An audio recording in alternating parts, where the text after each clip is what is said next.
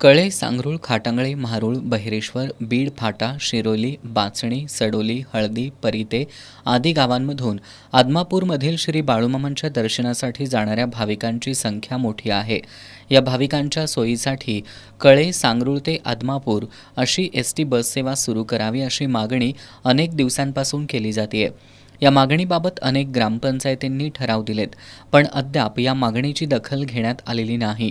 त्यामुळे पुन्हा एकदा या मागणीचं निवेदन सांगरूळच्या ग्रामस्थांनी राज्य परिवहन महामंडळाच्या संभाजीनगर आगाराचे प्रमुख प्रशांत गुरव यांना दिलंय.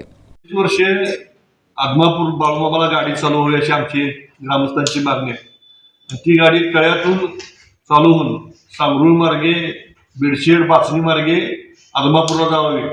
कारण बाळूमामाचे भक्त आमच्या विभागामध्ये, आमच्या परिसरामध्ये भरपूर आहेत आणि ती गाडी चालू केल्यामुळं सकाळी मुलांचा आणि मुलींचा शाळेचा सुद्धा त्यामुळे विषय संपणार आहे. बीडला जाणारी मुलं असतील किंवा बहिरेश्वरला जाणारी मुलं असतील, सांगरूळला येणारी मुलं असतील, त्यामुळे कुठल्याही परिस्थितीत ती एसटी फुल होऊन जाईल.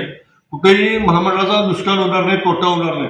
त्यामुळं आम्ही जी मागणी करतोय बरीच वर्ष झाली, त्याचा विचार, सहानुभूतीपूर्वक विचार करून एसटी महामंडळानं दररोजच्या दररोज एसटी आदमापूरला चालू करावी. यावेळी उपसरपंच बाळासू खाडे, माजी उपसरपंच सुभाष सुतार, MB खाडे, बदाम खाडे, ग्रामपंचायत सदस्य गजानन शिवदे, पोपट तोरसकर, संभाजी यादव, मुरलीधर कासोटे, संभाजी तोरसकर, ग्रामसेवक अमोल काजवे, विलास यादव आदी उपस्थित होते.